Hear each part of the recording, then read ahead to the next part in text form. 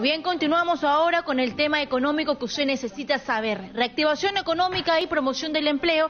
Y estamos ya conectados con Diego Macera, gerente general del Instituto Peruano de Economía. Y le damos la bienvenida, exitosa. Te escucha, son exactamente las 9:13 de la noche. ¿Cómo está? Hola, ¿qué tal? Buenas noches, encantado. Ahora, por la invitación. Encantados, cuéntenos. El tema que está ahorita en boga en la palestra es esta propuesta de Castillo de eliminar las AFPs e implementar un banco para trabajadores. ¿Qué tan viable es esta propuesta o falta detallar? Creo que sin duda falta detallar todavía exactamente a qué se refiere. No ha habido versiones contradictorias. El candidato mismo dice eliminar las AFPs y hacer un banco de trabajadores. El plan de gobierno dice que hay que fortalecer el Sistema Nacional de Pensiones, la ONP, y eliminar progresivamente el sistema privado. Luego el señor Pari dice que no deben repetirse experiencias nefastas y hace referencia al FONAVI y a la Caja Militar Policial. Y finalmente el otro miembro de su equipo, el señor Ceballos, dice que no se van a eliminar las AFPs. Entonces, no hay mucho orden acá, creo que no sabemos a quién creerle, pero si le creemos al candidato y al plan de gobierno, ¿no?, que es lo más razonable, ¿no? Hay sí un riesgo enorme de que se pierda lo acumulado con varios años de esfuerzo por los afiliados. La pregunta, claro, es, oye, ¿cómo voy a hacer este banco de trabajadores? ¿No voy a pasar toda la plata que está acumulada a este banco? ¿O cómo voy a hacer?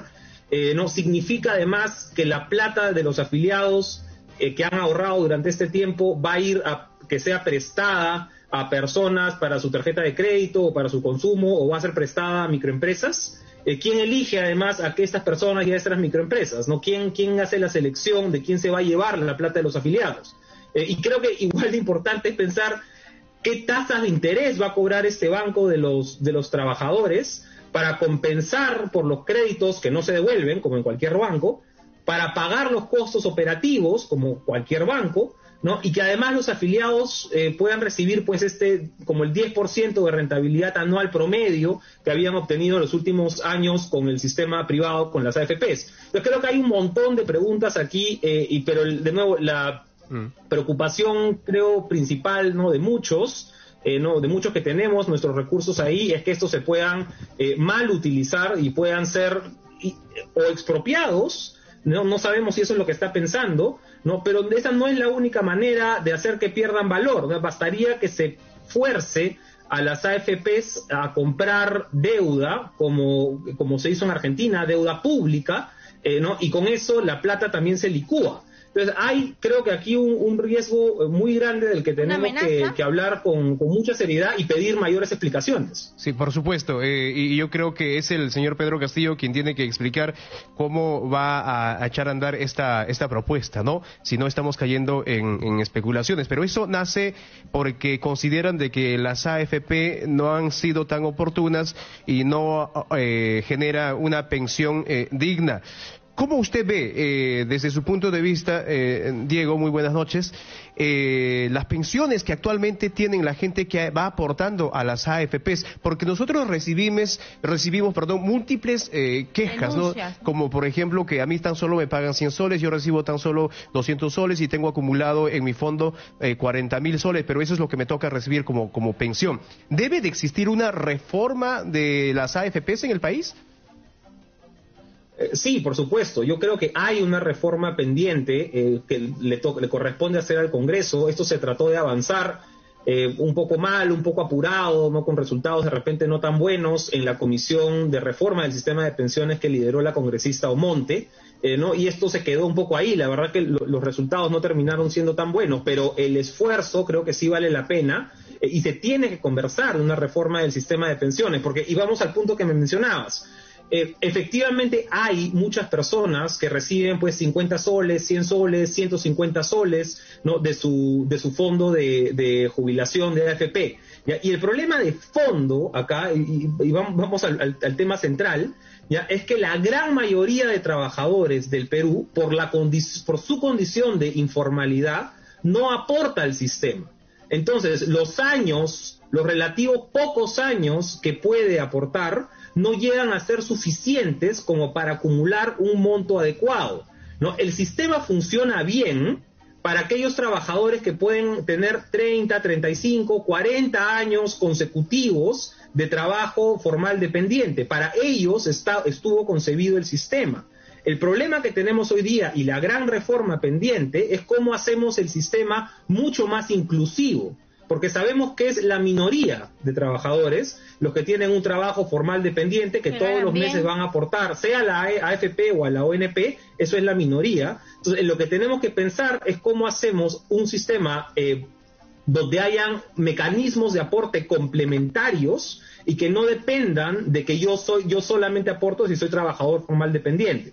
Porque si no nos vamos a quedar en estos mismos problemas y no solucionamos el asunto de fondo, que es que no hay suficientes aportes por la prevalente informalidad y por cómo hemos construido este sistema. Correcto. Ahora, según algunos especialistas, si esto se quiere dar por parte del señor Castillo, se tendría que devolver los aportes a los 7 millones de aportantes del Fondo de Pensiones Privados y comenzar de cero con un banco de trabajadores. ¿Esto se puede dar o es inviable completamente?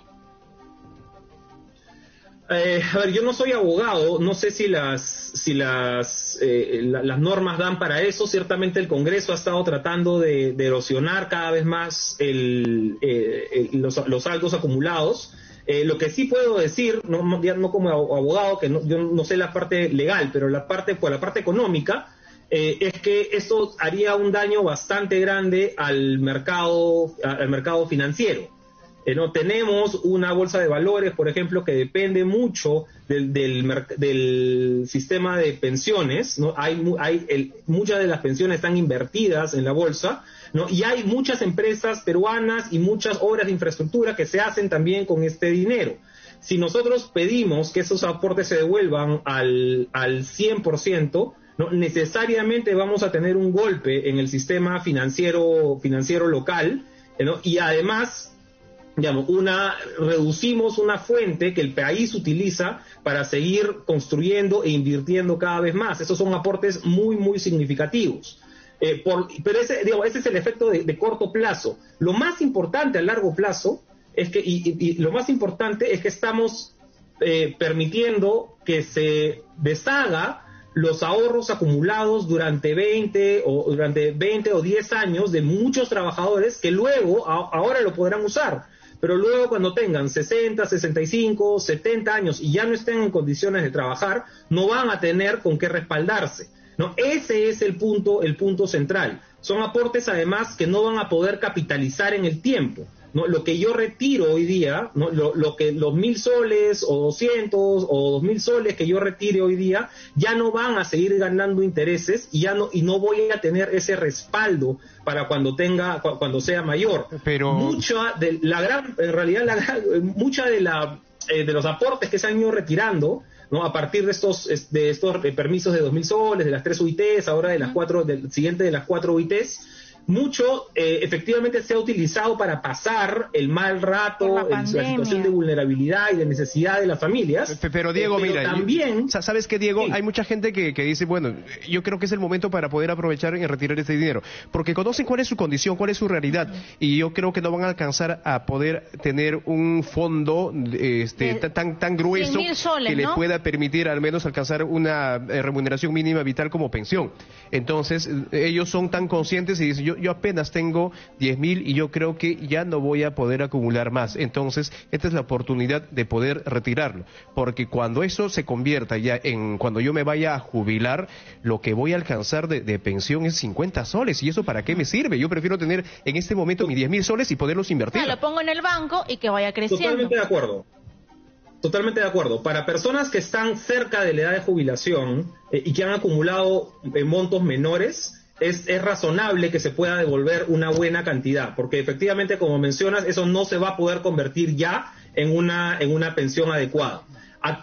Con quienes tenemos que trabajar más son con las personas que tienen 30, 40, 45, 50 años, que ellos sí tienen tiempo para ir acumulando cada vez más fondos, si pudiesen aportar otros 15 años u otros 20 años, y hoy están retirando la mayor parte de sus ahorros. ¿no? Esa es la preocupación principal. La persona que ya tiene 55 años o 60 años y no va a poder, y tiene un fondo, como dices, de 10.000 soles, de 15.000 soles, es razonable que se le pueda, que se le pueda permitir retirar mucho más, porque no va a alcanzar una pensión. La preocupación es para quienes hoy son más jóvenes y sí tienen tiempo de producir, sí tienen tiempo de ahorrar, y ya no van a poder hacerlo si empiezan hoy desde cero.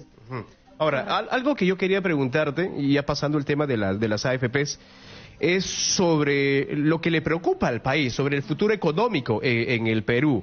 Y ambos candidatos tienen sus propios modelos económicos que ellos proponen. Y me gustaría, así de forma simplificada y tan fácil, que la gente pueda entender, mi estimado Diego, que nos puedas explicar, ¿no? ¿En qué comprende la economía popular de mercado, la economía social de mercado? Uno es más peligrosa que la otra es más beneficiosa que la otra, para que la gente pueda entender y elegir este 6 de junio. Yo creo que son conceptos un poco abstractos, vamos a tratar de aterrizarlos un poco mejor. A ver. Yo creo que el plan de la señora Fujimori está quizá un poco más basado, con un poco más de fe en la libertad económica, en la iniciativa privada, ¿no? En el rol subsidiario del Estado. No significa que el Estado no se mete a hacer empresa, que es un poco lo que hemos tenido en el marco de la Constitución actual, ¿no? Y creo también que es parte de lo que nos ha permitido crecer y reducir pobreza y ensanchar la clase media y mejorar la calidad de vida en los últimos 25 años. ¿Ya? Eso es parte. Hay mejoras que se tienen que hacer, por supuesto, ¿no? Podemos debatir si este punto es bueno, si este punto es malo sobre el plan de la señora Fujimori, pero en general, ¿no? La propuesta es de mantener los cimientos de apertura comercial, también, por ejemplo, ¿no? de importaciones, que ha tenido el Perú durante los últimos años. Ese es por el otro lado, el plan del señor Castillo es bastante diferente, ¿no? El plan del señor Castillo propone algo que le da mucha más confianza al Estado, ¿no? Para que el Estado sea el encargado de tomar muchas de las decisiones que hoy le corresponden más bien a las empresas y a las familias. Correcto. ¿No?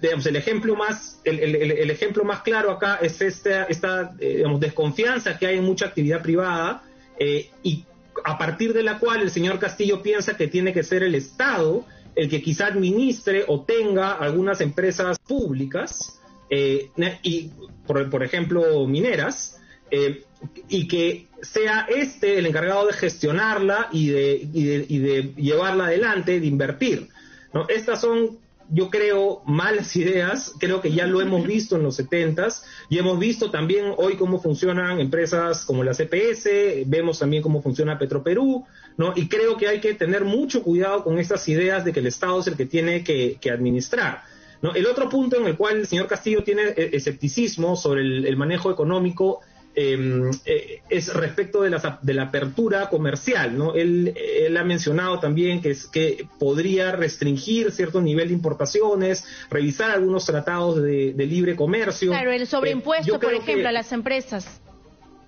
El impuesto a la sobreganancia. Correcto. El señor Castillo también ha mencionado ese impuesto a las sobreganancias, específicamente para la actividad minera, me parece, hidrocarburos, no sé si también lo mencionó. Ahí yo creo que vale la pena recordar que en el actual marco tributario ya hay una suerte de impuesto a las sobreganancias. De hecho, hay dos, ¿no? Las regalías son la tasa que uno paga de regalías depende de cuán rentable sea la operación. Mientras más rentable es la operación, mayor tasa paga. No digo solamente más impuesto, obviamente paga más impuesto porque va creciendo, pero digo la tasa va subiendo. ¿Ya? Eso y lo mismo, igualito funciona el impuesto especial en la minería. De nuevo, parte de la reforma que se hizo en el 2011, ¿no? Entonces, estos dos impuestos funcionan ya como una suerte de impuesto a la sobreganancia. ¿Ya? Se puede discutir sobre cómo tenemos que poner las tasas, tiene que estar en este porcentaje del margen operativo, tiene que estar en el otro, totalmente de acuerdo. Pero el impuesto, este impuesto que captura la renta grande cuando hay buenos precios, eso ya existe. Se habla también de el modelo económico. Está siempre este término usado bastante en todos los debates. ¿Es el problema el modelo o es cómo se ha ejecutado este modelo por parte de los representantes políticos? Yo creo que cada uno entiende lo que quiere entender cuando se le habla del modelo, ¿no? No creo que hay diferentes interpretaciones. De repente esa palabra no ayuda mucho porque tiene una carga política que social dificulta. También, ¿no? Esa gran brecha, justicia social, por ejemplo. Y donde yo creo que hay muchísimo espacio de mejora es en los servicios que tiene que dar el Estado a la ciudadanía. ¿Ya? Creo que si algo ha demostrado esta pandemia es que tenemos una salud que lamentablemente el sistema de salud pública es vergonzoso para un país que tiene el nivel de ingresos como el peruano, es absolutamente vergonzoso. Y creo que hay muchísimas otras brechas que el Estado tiene que cerrar en infraestructura, en educación, en justicia, en seguridad. Eso es lo que le corresponde al Estado, y de hecho mucho de eso es también lo que reclama buena parte de la ciudadanía. ¿No? Que el Estado pueda ser un mejor proveedor o por lo menos garante de los servicios públicos básicos. Exitosa. Esa es la demanda principal. Diego, y creo que hacia ahí hay que reformar muchísimo. Cuando se habla, y discúlpeme acá, cuando se habla de cambiar la Constitución para cambiar el modelo, ¿ya? Yo creo que hay un espacio para cambiar la Constitución dentro de la misma Constitución, que hay de reformas constitucionales que se pueden hacer al amparo de la propia Constitución, no hay que cambiarla toda. Pero las reformas que tenemos que hacer son mucho más referidas a la parte de representación política. Diego, ¿no? En las últimas elecciones hemos visto partidos devastados, ¿no? Y hemos visto que hay poca afiliación, poca afinidad de la ciudadanía por muchas de las opciones que se ponen sobre la mesa. Correcto. Corregir esto se puede hacer desde la Constitución parte, y creo que es una de las demandas urgentes. Diego, tengo solo un minuto y me gustaría saber si tú tienes los datos de cómo van a encontrar la caja fiscal, cualquiera que vaya a asumir el gobierno. Es una caja fiscal mucho más golpeada que la que teníamos pre-pandemia, pero la verdad que en condiciones todavía adecuadas, dado el nivel del golpe, es adecuada. Creo que con el déficit fiscal del año pasado, ¿no? El orden del 8%, este año tendremos un 4%, todavía estamos mucho mejor que otros países de la región, pero esta es una fortaleza que hay que usarla con muchísima responsabilidad porque nos ha costado 20 años construirla, ¿ya? Y además irla poco a poco blindando cada vez más, fortaleciendo, porque esa es parte de los cimientos que nos han permitido crecer de manera estable en los últimos 20 años. Correcto, Diego. Muchas gracias. Muy bien, pausa comercial y regresamos con más información aquí en Exitosa Te Escucha.